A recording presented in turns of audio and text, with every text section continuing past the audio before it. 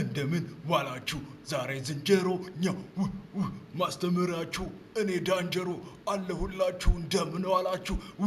እንደምን አመሻችሁ? ባላችሁበት ይመቻችሁ። በነገራችን ላይ በዝንጀሮኛ ብንጀሮ ማለት ባዶ እግር ማለት ነው። እኔ ብቻ ነኝ የመጀመሪያው ዝንጀሮ ጫማ ያደረኩት። አሁን ከፈለኩኝ ጫማ ማለት ቅንጀሮ ነው ማለት እችላለሁ። ዝንጀሮ ማለት ሰማን ማለት ነው። በነገራችን ላይ በዝንጀሮኛ ጦንጀሮ ማለት መሮጥ ማለት ነው። ቶሎ ቶሎ መሄድም ሊሆን ይችላል።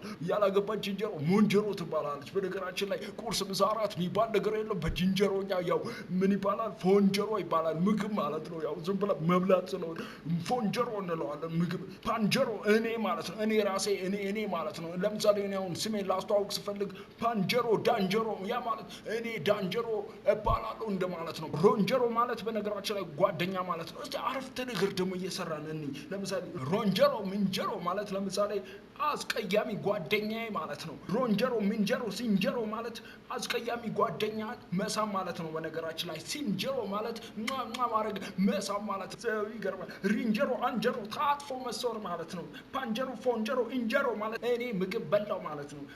በጣም ይገርማል። ፓንጀሮ ሮንጀሮ ጦንጀሮ ማለት ከጓደኛዬ ጋር በባዶ እግር ሮጥን ማለት ነው። ዝንጀሮኛ አዳዲስ ቃላትን ማወቅ ለምትፈልጉ በሙሉ እኔን ድጋሚ ማየት ከፈለጋችሁ መማር ከፈለጋችሁ ላይክ እና ሰብስክራይብ አድርጎ በጉጉት ለምትጠብቁኝ በጣም እኔ መልኬን እንደምታዩት በጣም በቃ ሮንጀሮ የሆንኩኝ ልጅ ነኝ።